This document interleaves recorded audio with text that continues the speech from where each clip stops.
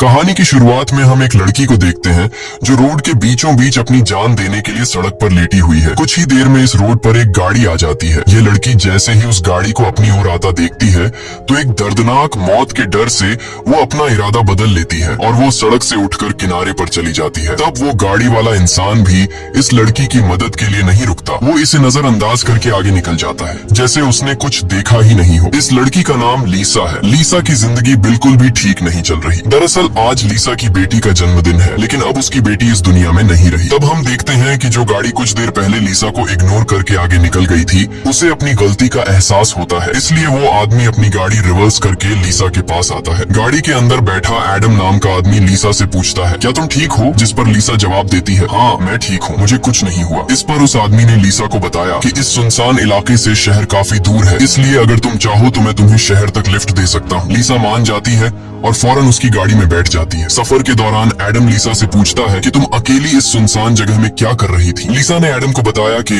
आज मेरी बेटी का जन्मदिन है, जिस वजह से वो आज मुझे बहुत याद आ रही है, पर बदकिस्मती से वो अब इस दुनिया में नहीं रही और अब मैं बिल्कुल अकेली हूँ। कोई भी ऐसा नहीं है इस दुनिया में जिससे मैं अपना कह सकूं। लीसा की ये बात सुनकर एडम कहता है, अच्छा इस वजह से तुम रास्ते के बीचों बीच मरने के लिए लेटी हुई थी। जवाब में लीसा ने कहा, मैं मरना नहीं चाहती, बस एक बार किसी तरह से अपनी बेटी से मिलना चाहती हूँ। तभी लीसा कार का रेडियो ऑन कर लेती है। रेडियो पर एक न्यूज चल रही होती है। रिपोर्टर बताता है कि जंगल में एक सीरियल किलर घूम रहा है और आज सुबह इस किलर ने 2 और लड़कियों को मार दिया है। पुलिस के पास उस किलर की तस्वीर तो नहीं है, लेकिन उन्हें इसके बारे में ये जानकारी मिली है कि कातिल एक गोरे रंग का आदमी है जिसके पास ब्राउन कलर की गाड़ी है और उसके दाहिने हाथ पर एक क्रॉस का निशान है। ये खबर सुनकर लीसा के पैरों तले जमीन खिसक जाती है, क्योंकि रिपोर्टर रेडियो पर जिस कातिल का हुलिया बता रहा था वो कोई और नहीं बल्कि एडम ही था। उसके हाथ में क्रॉस का निशान देखकर लीसा बहुत ज्यादा डर जाती है। इससे पहले कि लीसा खुद को बचाने के लिए कुछ कर पाती, तभी एडम अचानक जोर से कार का ब्रेक लगाता है, जिससे लीसा का सर तेजी से कार की डैशबोर्ड से जा टकराया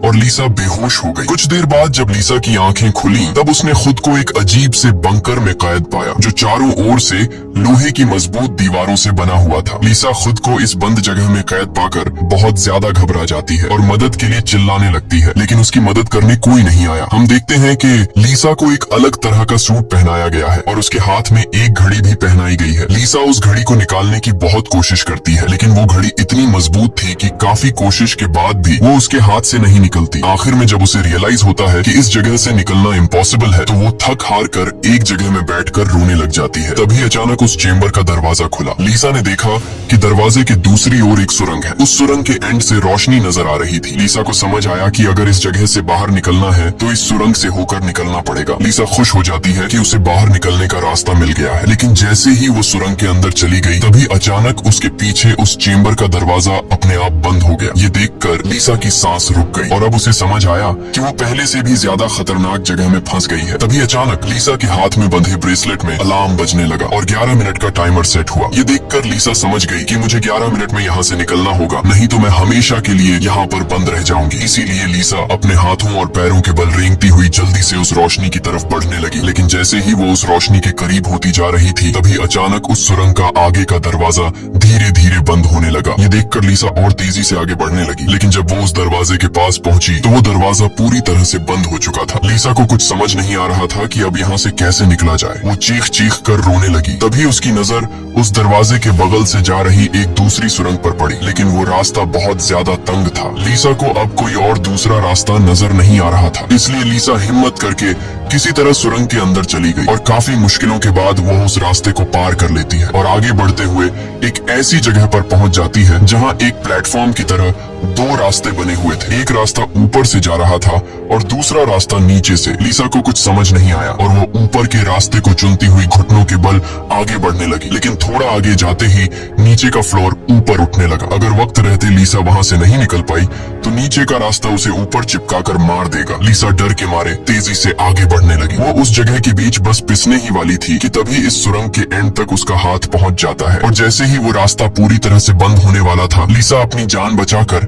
वहां से निकलने में कामयाब हो जाती है। खुद को कुचलने से बचाकर वो एक सुकून की सांस लेती है, लेकिन उसे पता नहीं था कि अब उसके लिए मुश्किलें और भी बढ़ने वाली हैं, क्योंकि आगे का रास्ता और भी ज्यादा खतरनाक है। तभी उसके घड़ी में अलार्म बज उठा। ये अलार्म बता रहा था कि आधा समय बीत चुका है और अब उसके पास सिर्फ 5 मिनट बाकी है, इसीलिए वो अब फिर से आगे बढ़ने लगी। जहाँ उसे थोड़ी दूर जाते ही रास्ते में कोई इंसान लेटा हुआ दिखाई दिया। लीसा जब उसके करीब आई तो उसने देखा कि वो कोई जिंदा इंसान नहीं बल्कि एक जली हुई डेड बॉडी है जिसकी हालत बहुत खराब है। उस लाश के हाथ पर भी वैसी ही घड़ी बंधी हुई थी जैसी लीसा के हाथों पर बंधी थी। लीसा को समझ आ गया कि ये इंसान भी मेरी तरह इस सुरंग से निकलने की कोशिश कर रहा था, लेकिन वो यहाँ से निकलने में कामयाब नहीं हो सका और मारा गया। मतलब यहाँ से निकलना इम्पॉसिबल है। इस डेड बॉडी को देखकर लीसा की यहाँ से निकलने की बची कुची उम्मीद भी टूट गई, लेकिन उसने किसी तरह हिम्मत जुटाई और इस डेड बॉडी को साइड पर करके आगे बढ़ने लगी। जब वो घड़ी की तरफ देखती है तो उसके पास सिर्फ 2 मिनट का टाइम बचा हुआ था, इसीलिए वो और तेजी से आगे बढ़ने लगी। तभी अचानक एक मजबूत लोहे की सलाखों ने आकर उसका रास्ता रोक दिया। साथ ही उस सुरंग की दीवारों में से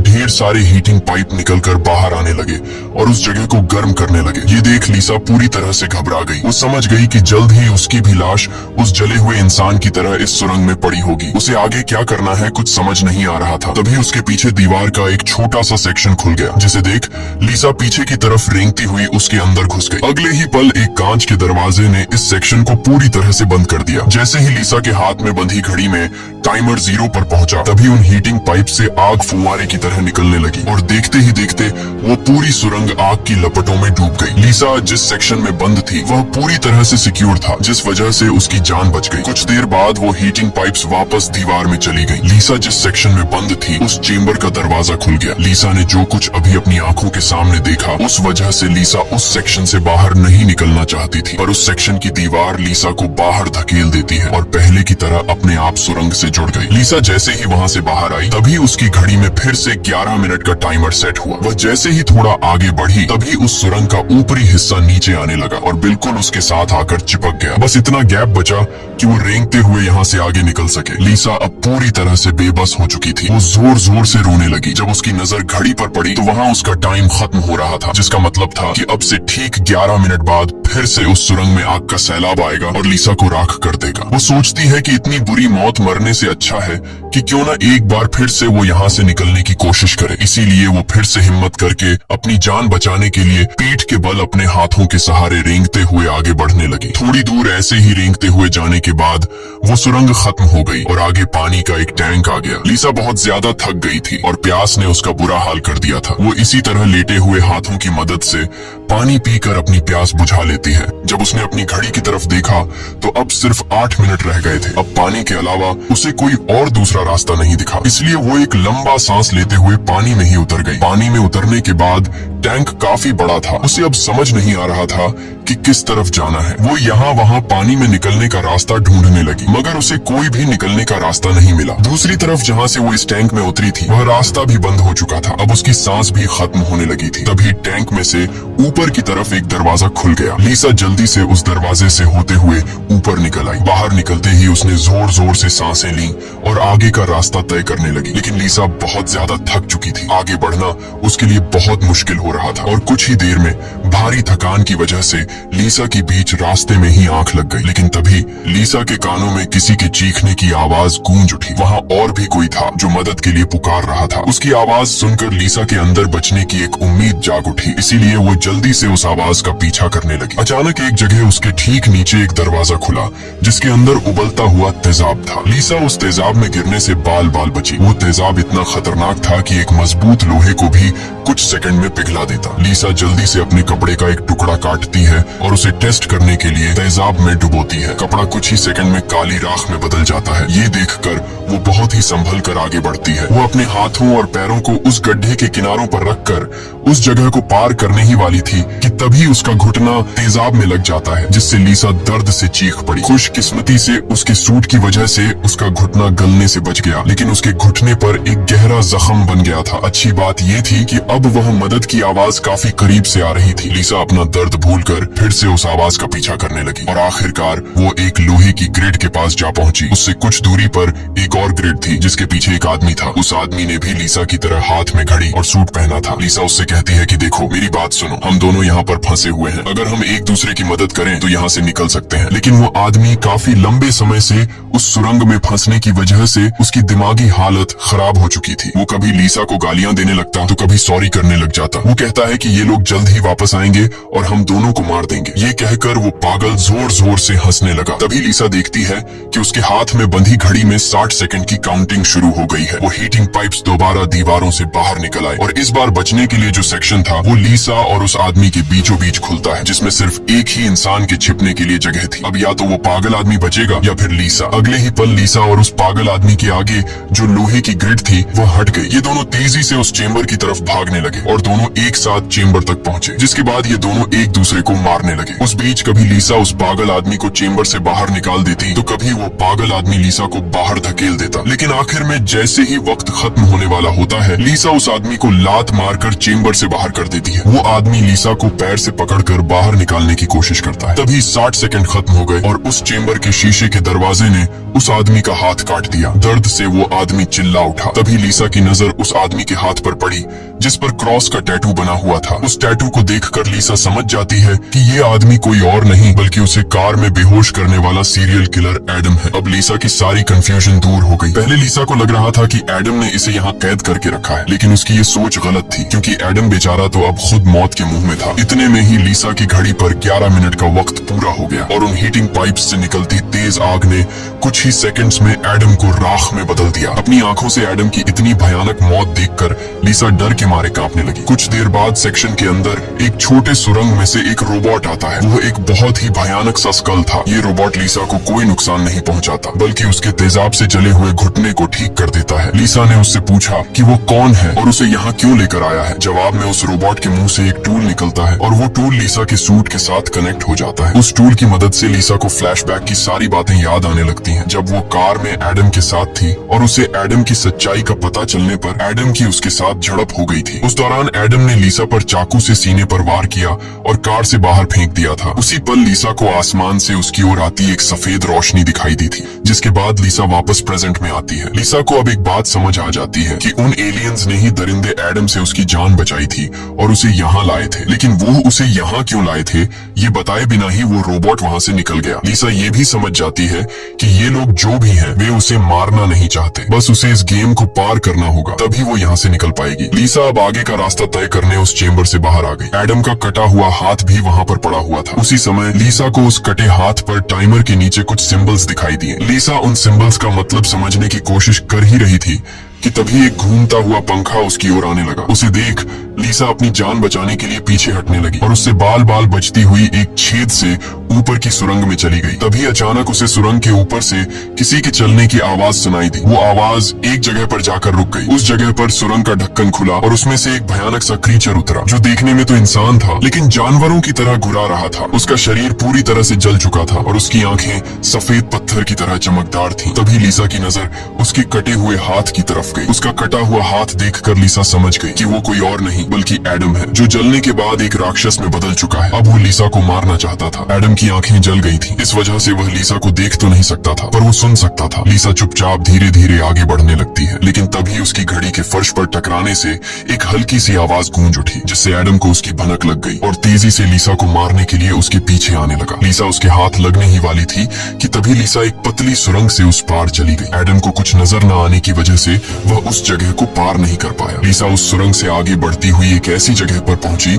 जहां उसके पास आगे जाने के लिए 2 रास्ते थे। लीसा को कुछ समझ नहीं आ रहा था कि किस रास्ते को चुनना चाहिए। वह बहुत सोचने के बाद जब उसे कुछ समझ नहीं आता तो वह एक अंदाजे से लेफ्ट वाले सुरंग में घुस जाती है। सुरंग के बाहर एक कमरा था जिसकी चारों ओर कांच की दीवारें थीं। उन दीवारों पर लीसा को उसके पैदा होने से लेकर अपनी बेटी को जन्म देने तक की सारी यादें दिखाई दे रही थीं। वहां लीसा ने यह भी देखा कि किस तरह उसकी लापरवाही की वजह से उसकी बेटी की जान चली गई। लीसा अपनी बेटी को याद करके बहुत रोने लगती है। तभी उसने देखा कि ऊपर छत से एडम फिर से उसके पीछे आ रहा है, लेकिन लीसा उससे अपनी जान छुड़ाकर एक दूसरे सुरंग में पहुंच जाती है, जहां उसने कुछ ऐसा देखा जिससे उसकी खुशी का ठिकाना नहीं रहा। उसने देखा कि उस सुरंग के खत्म होने पर बाहर नीला आसमान चमक रहा है। अपनी आजादी को इतने करीब से देखकर लीसा में दोबारा हिम्मत आ गई, लेकिन उस सुरंग को पार करने के लिए उसे एक कंटीले रास्ते से होकर गुजरना पड़ेगा। अब सिर्फ 60 60 सेकंड का टाइम बचा हुआ था। अगले ही पल हीटिंग पाइप्स भी दीवार से बाहर निकल आए, जो 60 सेकंड्स खत्म होते ही उस जगह को आग से भरने वाले थे।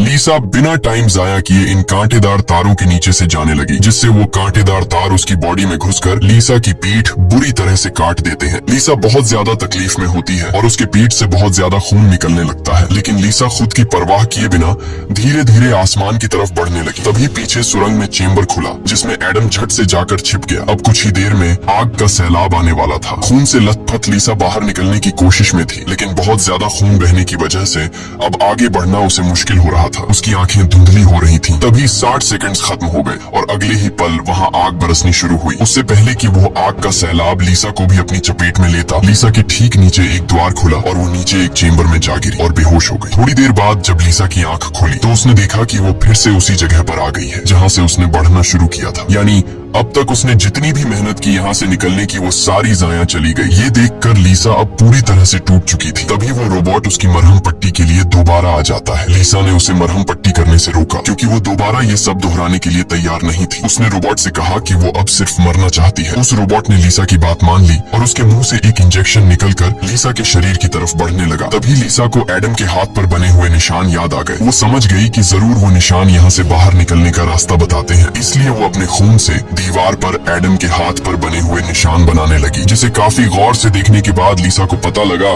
कि ये तो एरो है जो यहाँ से निकलने की डायरेक्शन बताते हैं। जैसे कि पहला एरो लेफ्ट साइड की तरफ मुड़ा हुआ था, जिसका मतलब रास्ते में आने वाली पहली 2 सुरंगों में से उसे लेफ्ट साइड वाली सुरंग के अंदर जाना चाहिए। दूसरे नंबर का एरो राइट साइड की ओर मुड़ा हुआ था, यानी पहली सुरंग को पार करने के बाद जब फिर से एक साथ 2 सुरंगें आएंगी तब राइट साइड वाली सुरंग के अंदर जाना चाहिए। उसे लगा कि जरूर मेरे हाथ की घड़ी के नीचे भी इसी तरह के सिंबल्स बने होंगे जो यहाँ से बाहर निकलने की डायरेक्शन बताते हैं। ये समझते ही लीसा ने उस रोबोट से उसके जख्मों को ठीक करने को कहा। जख्मों की मरहम पट्टी होते ही वो एक नई उम्मीद के साथ फिर से इन टनल्स में निकल पड़ी। लीसा पहले भी इन सुरंगों से गुजर चुकी थी, इसलिए वह बड़ी आसानी से उन सुरंगों को पार करते हुए आगे बढ़ने लगी और उस तेजाब से भरे गड्ढे के पास जाकर रुक गई। वहाँ उसने अपनी घड़ी को तेजाब में जलाकर उसे अपनी कलाई से अलग किया। उसकी कलाई पर भी ठीक वैसे ही सिंबल्स थे जैसे एडम के हाथ पर थे, बस उनमें थोड़ी बहुत चेंजिंग थी। लीसा उस जली हुई घड़ी को अपने हाथों में लिए हुए आगे बढ़ने लगी और उस जगह पर पहुंच गई जहां उसने पहली बार इन 2 टनल्स में से लेफ्ट वाले टनल को चुना था, लेकिन सिंबल्स के मुताबिक